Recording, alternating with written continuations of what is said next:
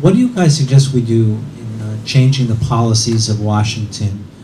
There are many problems. The Farm Bill is very controversial and has arguably led to a lot of poverty both here and in foreign countries. The way we look at food, and which perpetuates poverty and obesity, which is a healthcare crisis. Probably one of the major reasons why we have cancer and heart disease. And also, what we didn't talk about enough is energy. The negative externalities of and global warming. What do you suggest we do, or you do, or all of us do, to have an impact in Washington, which has a bureaucratic structure which moves very slowly, unfortunately? What ideas do you have, and what are your thoughts, all three of you? So the one thing I would agree with Tom Friedman on is the need for a carbon tax. A carbon tax, the simplest thing in the world. Yeah. And that would do a far more to deal with a real problem. I mean, this is the thing, which is that we're getting distracted with the minutiae when the planet might melt down.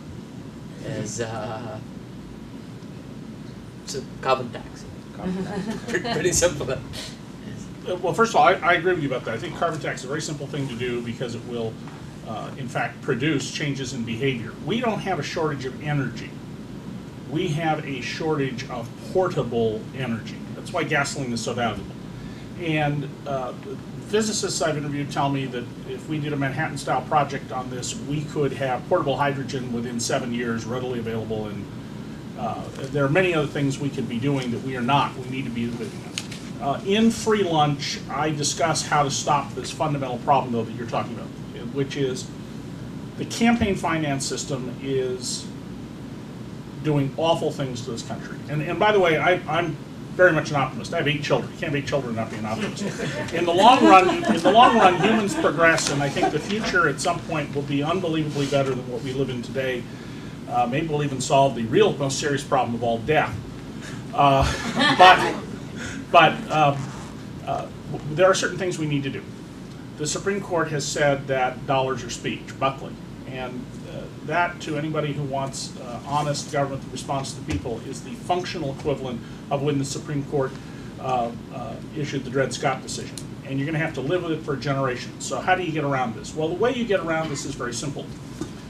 We take the principle already in the Constitution of the franking privilege, and we apply it to Congress.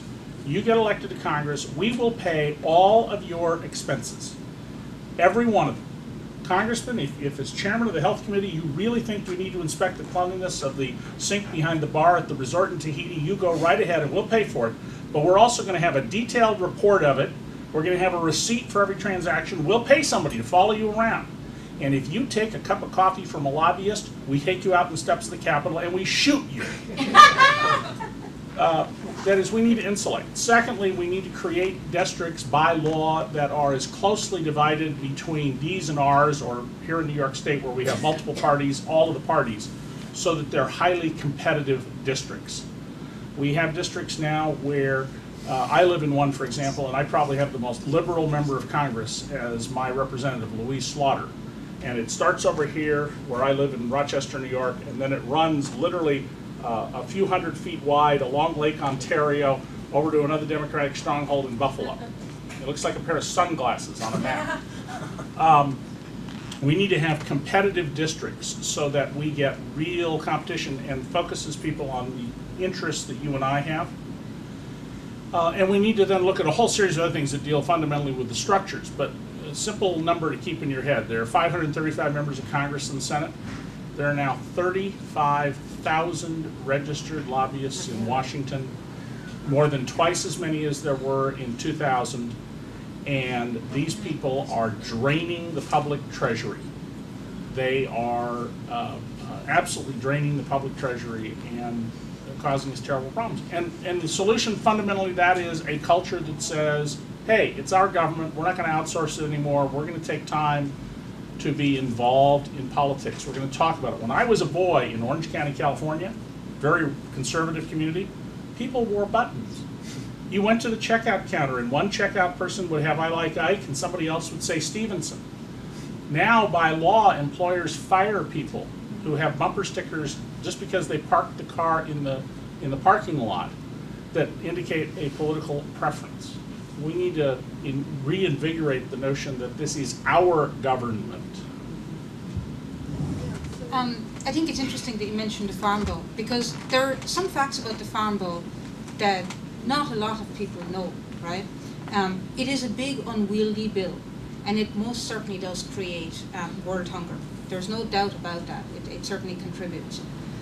But what's particularly fascinating about it, and probably the reason why it survives every 5 years and passes through, is the fact that 2/3 of the Farm Bill spending is actually on nutrition programs. It's not on farm subsidies.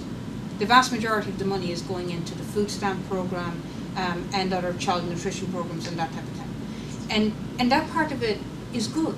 It's just that it's piggybacked on the subsidies, and what ends up happening is that the international hunger community, the so-called international hunger community, and the so-called domestic hunger community are pitched against each other. And that's problematic in many areas. This idea, and you mentioned it earlier, the US versus the world, aside from probably being a good title for a book that describes the past 8 years, it is sort of the theme of the Farm Bill. And it's the theme of a lot of non-profit work, and what it does is it pitches poor people against each other, rather than people working across the globe to address problems that are actually common.